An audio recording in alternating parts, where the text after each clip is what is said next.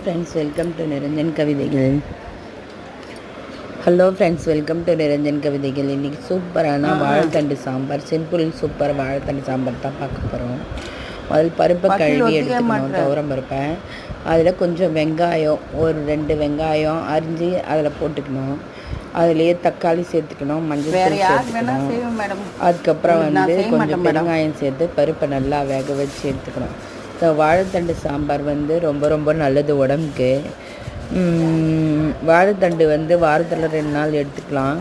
Kidney stone எதுவுமே வரவே வராது. வாழைத்தண்டு நீர் சத்துள்ள காய்கறிகள் நிறைய எடுத்துக்கிறதுல இந்த வாழைத்தண்டு முக்கியமான பங்கு வகிக்குது. இந்த வாழைத்தண்டு சாம்பார் வச்சு சாப்பிட்றப்ப செம்ம டேஸ்ட்டாக இருக்கும். இந்த இப்போ பாருங்கள், நம்ம பருப்பு ரெடி ஆகிடுச்சு. இதை வேக வச்சு நம்ம எடுத்துக்கிட்டோம்னா சூப்பராக இருக்கும்.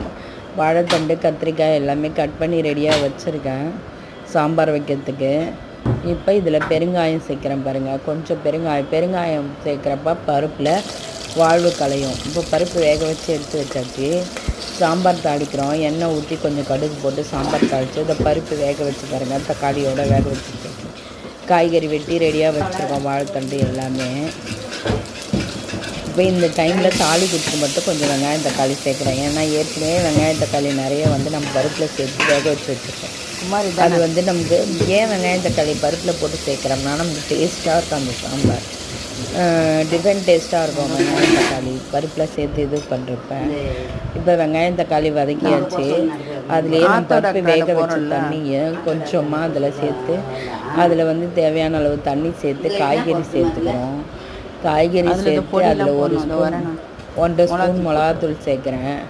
அதுலேயே வந்து உப்பு சேர்த்துக்கிட்டு இப்போ சாம்பார் இந்த காய்கறி வெந்த உடனே நம்ம வந்து பருப்பு சேர்த்து இறக்கிட்டோம்னா நல்லாயிருக்கும். இதில் இதோ பாருங்க, பருப்பு கடைஞ்சி புளி சேர்த்து வச்சுருக்கேன். இப்போ நம்ம சாம்பார் வந்து காய்கறி வெந்துருச்சு. இந்த டைமில் வந்து பருப்பு சேர்க்குறேன். அந்த கடைஞ்சி வச்ச பருப்பும் புளியும் சேர்க்குறேன். இது நல்லா கொதித்து வர்றப்ப கொத்தமல்லி தூவி இறக்கிட்டோம்னா நம்ம சூப்பரான வாழைத்தண்டு சாம்பார் ரெடி ஆகிடும். Simple super. இதை வந்து அப்படியே நம்ம பருப்பு கடையணுன்னு கூட அவசியம் கிடையாது. அப்படியே கூட கரண்டியில் மசிச்சு கூட நம்ம வந்து சாம்பார் வச்சு சாப்பிட்டுக்கலாம்.